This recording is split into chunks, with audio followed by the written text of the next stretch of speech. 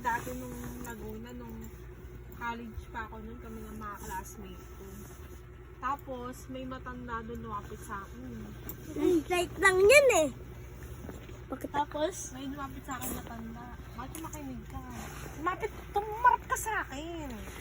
Okay. Tumarap ka, tumalikod ka sa papa mo. Para hindi ka makita. Loko ikaw ni Papa. Dito ka kasi. Ay! Papa! Pacho! Baka duwag mo! Duwag pa agad bakla.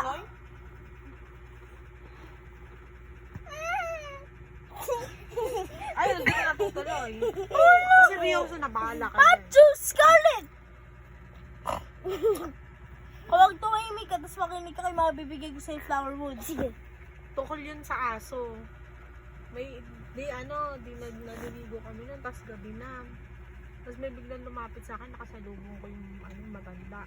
Sabi sa akin ng matanda. Hinawakan niya akong ganun. Sabi niya ganun sa akin. Alam mo ba dati kang aso? Sabi niya ganun. Sabi niya sa akin.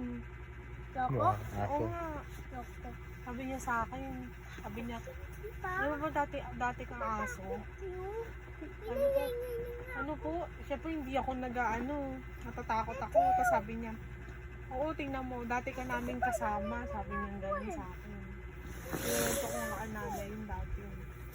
Sabi niya sa akin, sabi niya, dati ka namin kasamahan. Sabi niya gano'n. Tingnan mo yung dito mo. Sabi niya sa akin gano'n.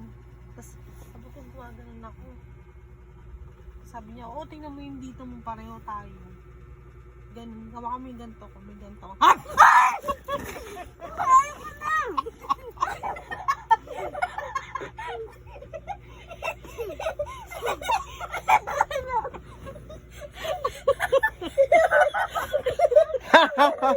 Natawa ako sa joke.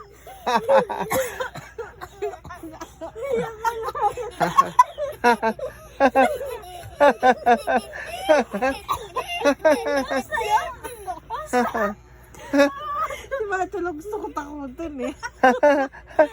Natawa ako. Oo naman.